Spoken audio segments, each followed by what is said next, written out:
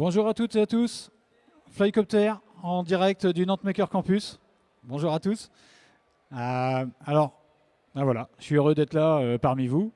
Je vous présente. Alors c'est la présentation pour Emergis qu'on a fait au début de la semaine. Donc l'idée c'est de vous parler des problématiques climatiques. On a des problématiques notamment de particules fines, de CO2. Bon, ça, vous le savez. Les particules fines, c'est 90% de la pollution atmosphérique et c'est ce qui cause 48 000 décès en France par an. On a également une autre problématique, c'est les accidents de la route. 3 500 morts par an en France. Donc, nous, on développe des solutions de mobilité, des solutions innovantes.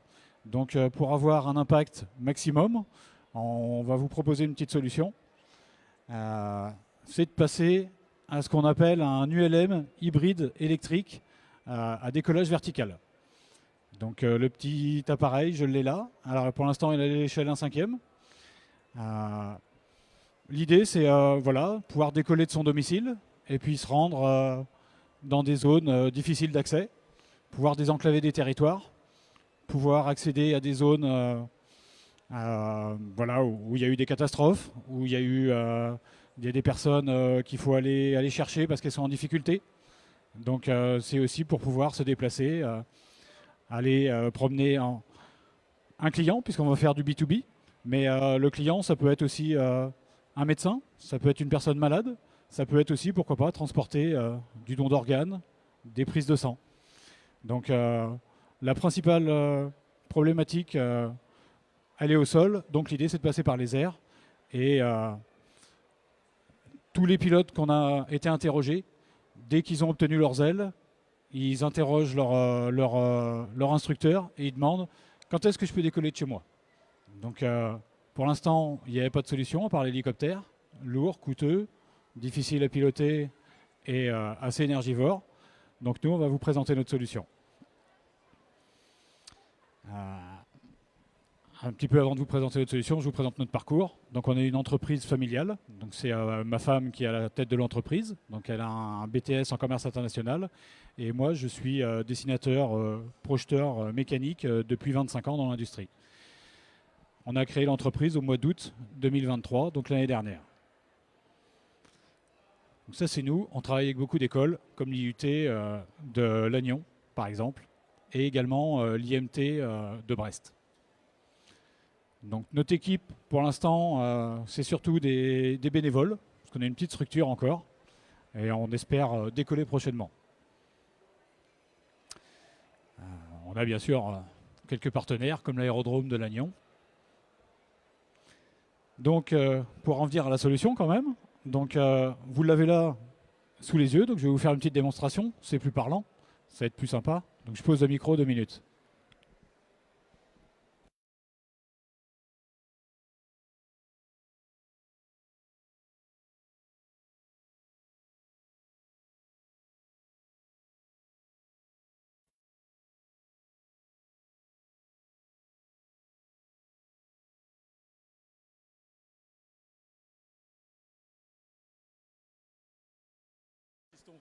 Pour venir là.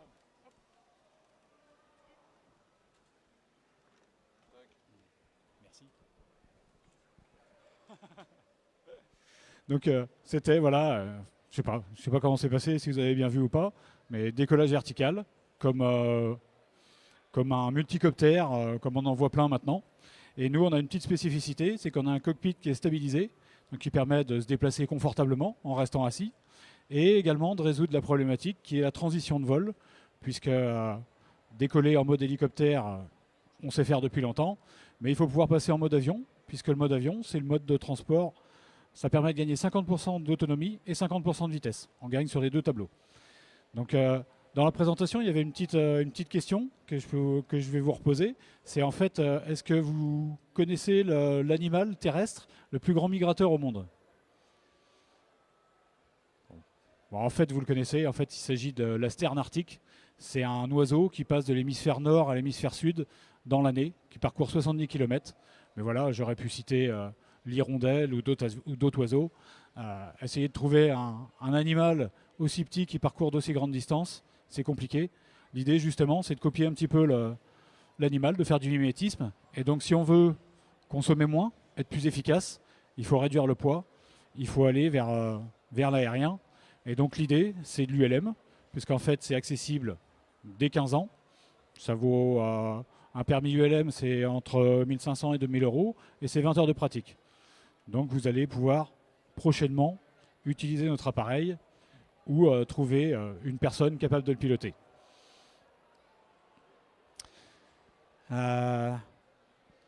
Donc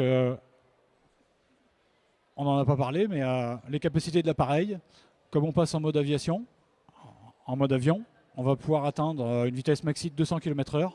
Et notre spécificité, c'est aussi de ne pas utiliser que des batteries, mais aussi d'utiliser un prolongateur d'autonomie. C'est un prolongateur d'autonomie, c'est un générateur thermique, bioéthanol, biométhane pour rester décarboné, qui va permettre de recharger les batteries en vol et d'atteindre jusqu'à 2 heures d'autonomie. Je vous laisse donc imaginer la distance que vous pouvez parcourir, c'est environ 400 km. Et nos petites estimations, c'est que notre appareil qui va faire dans les 340 kg, voilà, comparé à une automobile, c'est 3-4 fois moins. C'est autant de matériaux en moins à produire à la fabrication et au recyclage. Et dans l'utilisation, c'est 70% d'économie d'énergie. En grande partie, c'est 60% de gain de temps, donc de la sobriété pure. Et c'est 30% de pertes qu'on n'a pas, puisque tout véhicule qui roule au sol doit non seulement produire des particules fines, mais perd de l'énergie dans le frottement au sol.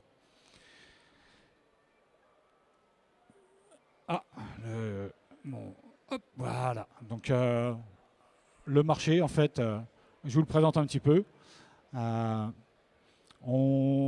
marché, en fait, il est estimé à grossir, puisqu'en fait, on va couvrir les cas d'usage de l'automobile, c'est-à-dire un service en porte-à-porte. Vous allez pouvoir décoller de chez vous. Vous allez pouvoir atterrir au plus près de votre destination. Alors, c'est un petit peu ce que fait l'automobile. Nous, on va essayer de se réserver plutôt sur des usages au-delà des 20 premiers kilomètres. L'idée, c'est de faire de la place au vélo sur la route. Donc, c'est de désengorger les voies. Et l'idée, c'est aussi pour les petits déplacements de conserver le vélo et les mobilités douces. Mais nous, on peut aller jusqu'au cas d'usage de l'hélicoptère, quasiment. On va essayer on va laisser aux hélicoptères les charges lourdes et les hélitreuillages. Mais voilà, donc on va être capable de se déplacer sur une île, sur un toit terrasse, dans une zone dévastée, par exemple, pour intervenir, soit pour récupérer une personne, soit pour déposer une personne. Donc le marché a été estimé en 2050 à 9 trillions de dollars. Donc je vous laisse imaginer, c'est assez colossal. Alors vous connaissez, là je vais vous montrer un petit tableau en fait. Vous connaissez peut-être certains de ces appareils. En fait c'est pour vous montrer qu'en fait on est un des rares appareils biplace à décollage vertical. Vous allez trouver beaucoup de concurrents qui sont soit en monoplace, donc vous les connaissez, Zapata, Jetson Aero, Irang. Alors Irang, ils font bien du deux places, mais vous n'êtes pas le pilote. Vous êtes piloté à distance. Nous, on n'est pas un drone, on est un ULM. Le pilote est dans l'appareil. Et vous connaissez autrement voilà, les autres acteurs du marché. Alors Volocopter, ils ne sont pas ULM en France. Ils sont trop lourds, ils font 600 kg.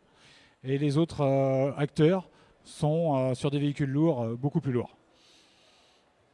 Et beaucoup plus chers. Donc nos concurrents directs, les voici. Alors vous ne le connaissez peut-être pas, mais en fait vous pouvez déjà acheter un Jetson. C'est un petit drone avec un siège dessus. Ça vaut 98 000 $. Il est déjà en vente. Nous, l'idée c'est de faire 10 appareils l'année prochaine.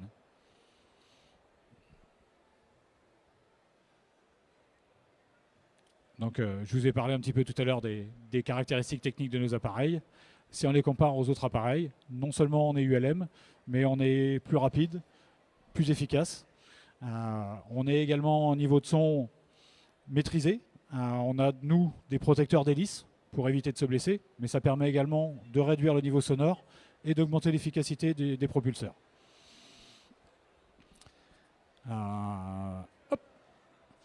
Donc, je vais vous parler un petit peu d'argent, puisqu'en fait, on a des développements qui sont limités Alors, ils ne sont pas développés, ils ne sont pas bloqués par la technique, ils ne sont pas bloqués par la législation. En fait, on est limité par des fonds. On a besoin en fait d'investissements privés. Donc, je vous le dis. Chez nous, voilà, on va lancer prochainement un We Do Good. Et pour chaque euro investi, on va aller chercher une subvention. L'idée, c'est 1 euro investi, 1 euro de subvention. Et l'année prochaine, à partir du moment où on aura notre modèle démonstrateur taille réelle, on va essayer d'aller chercher. On va aller chercher Solar Impulse Foundation. Donc vous les connaissez peut-être, c'est Bertrand Piccard qui a fait son tour du monde en avion solaire. Donc il aime bien l'aérien, il aime bien les solutions pour la planète. Donc l'idée c'est d'aller chercher 1 million chez lui, notamment pour aller produire nos 10 appareils pour l'année prochaine, pour pouvoir les vendre. 10 premiers appareils qui sont déjà, vous pouvez déjà presque les acheter sur notre site, parce qu'on a mis une lettre d'intention. N'hésitez pas à venir montrer que ça vous intéresse. Donc les développements, ça va être assez rapide. Je vous projette pas au-delà de 2 ans, suivant la vitesse de décollage. On peut, l'idée, ce sera au moins de doubler tous les ans le nombre de véhicules produits. Donc pour l'instant, on a déjà quelques partenaires, mais on est aussi ouvert à des partenaires, puisque voilà, il nous faut des moteurs, il nous faut des batteries, il nous faut produire des composites, puisqu'on a besoin d'un appareil qui soit léger. Donc voilà, s'il y a des partenaires qui veulent travailler avec nous, vous êtes les bienvenus. Donc voilà. Alors ce que je vous disais, c'est qu'on a fait Emergis. Donc Emergis, c'est un programme sur la Bretagne qui permet de faire une étude de marché commerciale qui va nous... Alors nous, on a fait notre étude de marché. Vous l'avez vu, il y a du potentiel. Mais voilà, on a droit à une autre étude, donc on va aller la chercher. Et on va également faire des protections industrielles. Donc pour l'instant, on a des protections open source. Donc si vous voyez notre appareil et les autres, ils sont protégés par la Creative Commons. Donc n'hésitez pas à l'utiliser. La Creative Commons, ça vous permet de partager votre travail tout en gardant votre propriété industrielle et intellectuelle. Nous, on utilise la BY, donc c'est par attribution. On doit citer le nom. NC, c'est non commercial. L'idée ne peut pas être exploitée sans notre assentement. Et c'est ma attribution. Vous avez le droit de réutiliser en respectant ces règles. Donc voilà un petit peu. Donc je tiens à remercier mes collaborateurs. Donc on a en photo Michel Jarry qui travaille avec nous sur la communication. Mais on travaille également avec de multiples conseillers, consultants. On travaille aussi avec des Fab Labs, Fab Lab de Chepillet, Fab Lab de Lannion. On travaille, donc je vous ai cité des écoles, mais on a aussi 2 stagiaires cette année. Un stagiaire de l'ESDAC de Rennes, donc en design produit, et un stagiaire de l'ESTACA de Laval, donc en ingénieur aéronautique. Donc je pense que l'idée maintenant, c'est peut-être de vous laisser un petit peu la parole pour répondre à vos questions, il me semble. Donc n'hésitez pas si vous avez des questions. Alors, je n'en ai pas trop parlé, mais en attendant de choper les questions, je vous montre. On a ici notre premier prototype fonctionnel. Donc c'est lui qui a fait les premiers vols. Vous allez pouvoir le retrouver sur notre chaîne YouTube. Et on a été récompensé hier par... alors on travaille pour l'instant avec SolidWorks. Donc on a reçu un petit prix Startup. Donc on les remercie pour ça. Et voilà, on voulait vous montrer ce petit trophée qui est sympa. Donc je vous laisse poser les questions, n'hésitez pas.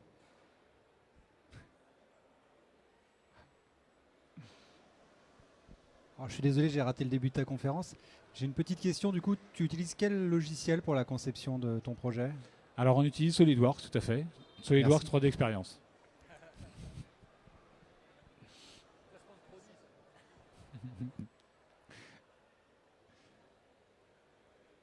N'hésitez pas si vous avez des questions. Oui.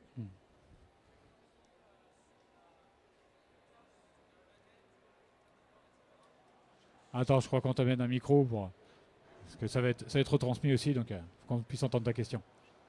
S'il te plaît, oui. Comment voyez-vous le pilotage, par exemple y a-t-il un levier de page général, un manche à balai, quelque chose comme ça? Alors, tout à fait.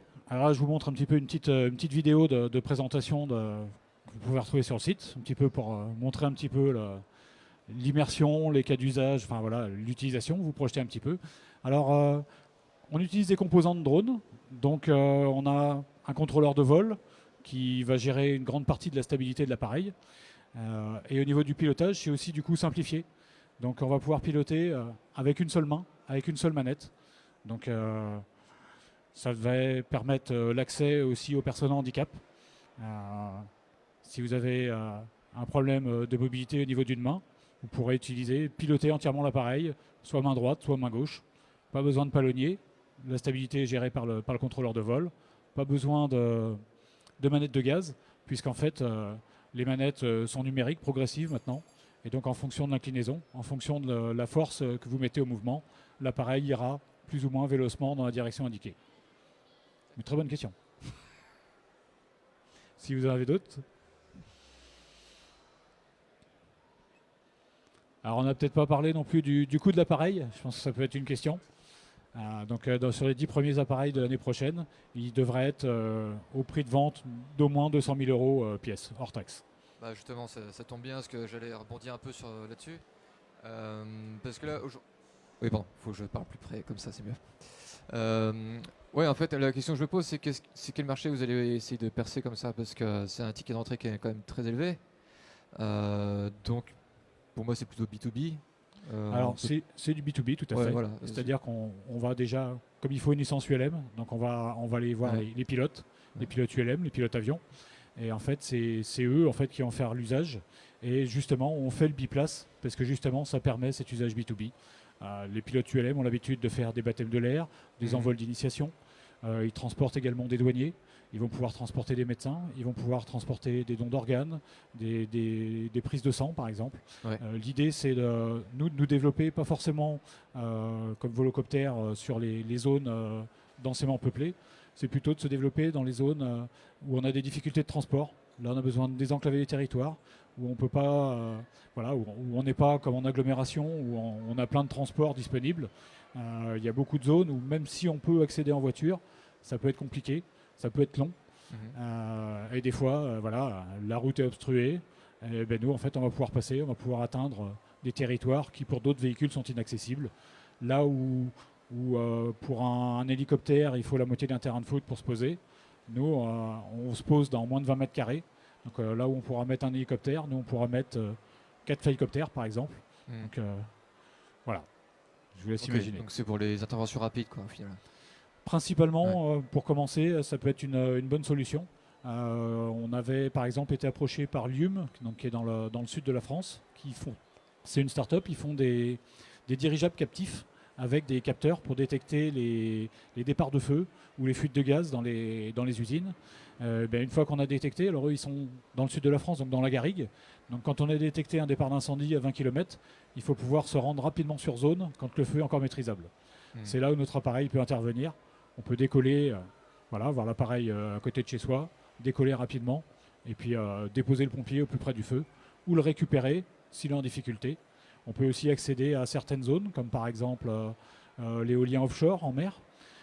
Et l'idée, c'est aussi, pourquoi pas, des compagnies aériennes. Imaginez demain, vous achetez un billet chez Airbus, chez Air France par exemple, excusez-moi pour le lapsus, chez Air France pour aller par exemple à La Réunion.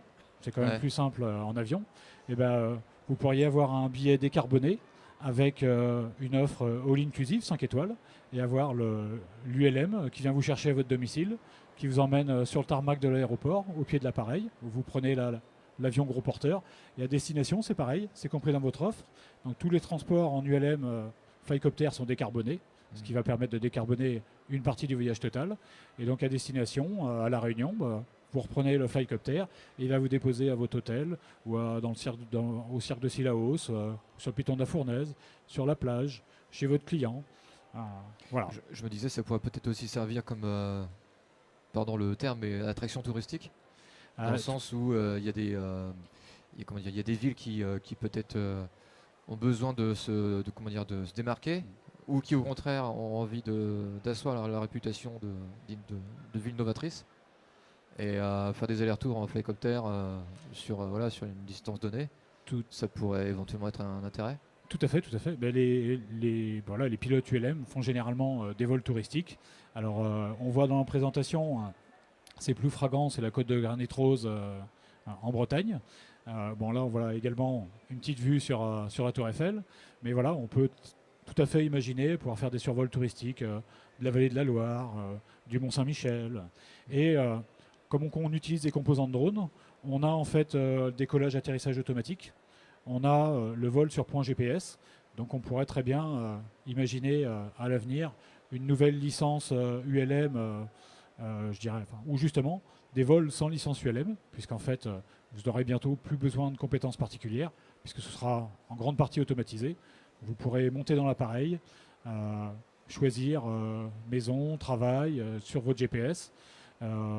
Pourquoi pas également survol touristique 1 ou 2, c'est-à-dire survol des châteaux de la Loire par le trajet A ou à destination C.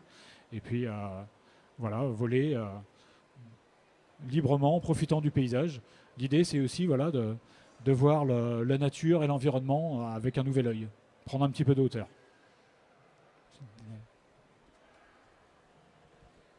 Comme vous prévoyez d'installer un système d'automatisation, excusez-moi, de votre appareil pour les gens qui n'ont pas de licence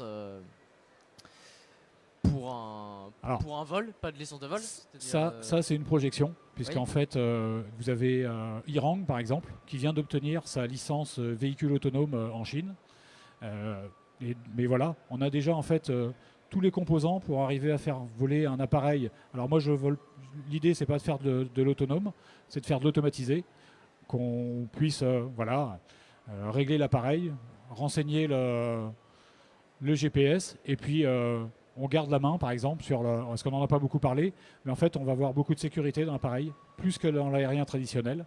Donc pourquoi pas pouvoir déclencher le parachute si on se rend compte qu'il y a des problématiques. Donc on garde la main, donc on est automatisé, on profite de l'automatisme pour se sécuriser. Et le parachute, il va fonctionner comment? Ça sera un siège éjectable comme les avions de chasse ou... Non. En fait, on est en ULM, et en ULM, il y a des parachutes qui existent dans le commerce. Donc on va pouvoir monter sur l'appareil un parachute. Donc c'est un parachute balistique qui permet de se déclencher même quand on est proche du sol. Mais en ULM, on se déplace entre 150 mètres et 3000 mètres d'altitude. Et ce parachute est attaché à l'appareil, et il va permettre de poser tout l'appareil au sol et de garder les personnes en sécurité à l'intérieur. D'accord, merci beaucoup. Je reviens sur l'automatisation. Du coup, si on veut, comme vous disiez, choisir travail, maison, etc., est-ce qu'il faudra, pensez-vous, mettre des installations, par exemple des hélipads ou d'autres Alors on a prévu, en fait, nous on l'a oui. appelé un vertidome, donc un garage partagé qui va permettre de louer l'appareil, de le protéger quand il est au sol, de protéger au moment du décollage, protéger au moment de l'atterrissage, éviter qu'il y ait quelqu'un qui rentre dans la zone, qu'il y ait des branchages ou des animaux. Et ça va aussi permettre de réduire le bruit au décollage, puisque c'était la problématique sur Paris. Donc nous on pense que ça, c'est une solution de transport collectif individuel pour l'avenir. On pourra louer l'appareil, et comme à l'avenir, on va y aller vers l'appareil automatique et vers ces nouvelles licences, ou d'utilisation sans licence, justement, comme dans certains pays déjà actuellement en Amérique du Nord avec la version VRI ULM. Et bien là, on va pouvoir utiliser l'appareil, venir avec un enfant malade, par exemple. Imaginez ce vertidome sur la place de la mairie ou de l'église dans votre commune. Vous arrivez avec votre malade, vous louez l'appareil comme un Vélib et vous décollez jusqu'à, plutôt que de choisir maison ou travail, d'appuyer sur le bouton hôpital, et l'appareil va décoller et vous allez pouvoir accompagner votre malade jusqu'à l'hôpital de façon rapide et sécurisée. D'accord, du coup ce sera commun en soi l'utilisation. Moi je le vois comme un moyen de transport en commun à l'avenir, parce qu'en fait ça va permettre de faire des passerelles aériennes, ça va permettre de faire du téléphérique sans câble, ça va permettre de développer des lignes sans avoir besoin d'infrastructure, puisqu'en fait c'est le gros intérêt, c'est de ne pas avoir d'infrastructure, pas besoin de construire de routes, de ponts, de pylônes avec des câbles. On va pouvoir se déplacer, donc même dans des espaces, voilà, il y a des pays comme l'Afrique par exemple, où des fois il y a des manques d'infrastructures. Il y a des pays en Océanie par exemple, où on passe d'île en île. Donc là c'est compliqué de construire des infrastructures. Donc là on va pouvoir se déplacer et l'idée c'est de ne pas reproduire les problématiques qu'on a avec l'automobile. C'est pas d'avoir 2 véhicules par habitant, c'est d'avoir un véhicule disponible quand on en a besoin, pourquoi pas un pour 2 habitants. Et donc d'avoir plutôt une mobilité partagée. D'accord, merci beaucoup. Okay. Moi j'avais une petite question. Ouais. Comment est-ce que vous vous positionnez par rapport à la concurrence? Parce qu'il y a déjà du eVTOL par exemple, etc. sur le marché. Au-delà des tarifs et tout ça, parce que ça c'est encore autre chose, mais dans les fonctionnalités et dans l'innovation par rapport à ce qu'eux proposent, vous avez déjà réfléchi à tout ça, étudié le marché. Qu'est-ce qui vous différencie du coup de toutes ces sociétés qui produisent? Je crois qu'il y a déjà 3 ou 4 modèles qui sont bientôt à disposition sur le marché. Tout à fait. Alors je vous ai fait la petite démonstration tout à l'heure, c'est vrai que j'en ai peut-être pas assez parlé, mais en fait il existe actuellement que 2 solutions d'appareils à décollage vertical et capables de passer en mode avion pour gagner en économie et en vitesse. Les 2 technologies sont les machines tilt, donc je vous laisserai retourner voir. Je peux essayer de vous remettre le petit diagramme qu'on avait tout à l'heure. C'est les machines qui ont des moteurs pour faire tourner les propulseurs. Donc il y a un moteur pour chaque propulseur, ou il y a un moteur pour faire tourner les ailes sur lesquelles on a fixé les propulseurs. Et l'autre technologie, c'est la technologie utilisée par Airbus, Nexitigen par exemple, ou Autopilot, Wisk, Archer Aviation. Donc ces appareils, pour l'instant, assez lourds. En fait, on a, ou Ascendance Fly, pour les plus connus, on a des propulseurs pour le décollage vertical, notamment souvent à l'intérieur des ailes, et on a des propulseurs pour l'avance, pour le mode avion. Donc dans ces 2 catégories, on a donc des actionneurs qui sont doublés. Donc on a 2 fois plus de moteurs, des moteurs pour faire tourner les moteurs, des moteurs pour chaque sens d'avance. Donc nous, c'est les mêmes propulseurs qui font tout. Donc nous, ça nous permet d'être plus légers, plus efficaces, et également d'être dans cette licence ULM, qui est plus accessible, qui est quelque part un territoire un petit peu préservé en France, mais pour laquelle, pour l'instant, il n'y a pas de solution, il n'y a pas d'offre. C'est l'hélicoptère, c'est les différents ULM qu'on connaît tous. Donc là, on arrive avec un modèle qui est unique pour l'instant, qui est unique au monde, avec une solution qu'on pourra déployer sur d'autres marchés. Mais pour l'instant, on a choisi volontairement cette catégorie ULM pour la facilité d'usage, c'est dès 15 ans. Pour la facilité d'accès marché, c'est un coût d'immatriculation de 100 €. C'est des démarches simplifiées. Voilà. Pour toutes ces raisons, on va sur ce marché-là et on a choisi aussi le mode 2 places pour justement l'accès B2B et pour pouvoir accompagner une personne. L'idée, c'est de ne pas faire que du monoplace qui est réservé à du loisir. Voilà. Je sais pas, j'espère avoir été complet, d'avoir répondu à la question.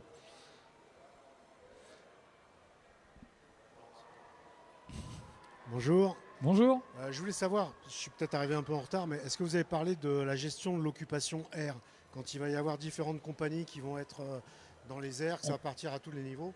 Non, mais c'est tout à fait très bonne question. On n'en a pas parlé, j'y pensais tout à l'heure. Mais oui. Tout à l'heure, je parlais du GPS qui est intégré. Maintenant, c'est obligatoire sur tous les drones, la nouvelle législation de cette année.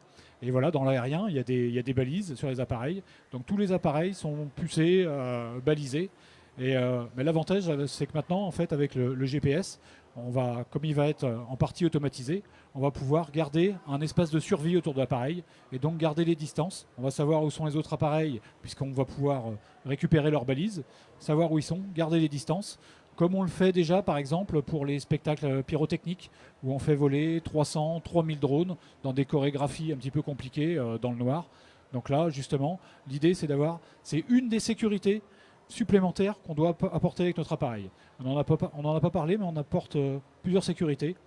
Le décollage automatique vertical, sans roulage au sol, automatisé, donc avec moins de risque d'erreur humaine.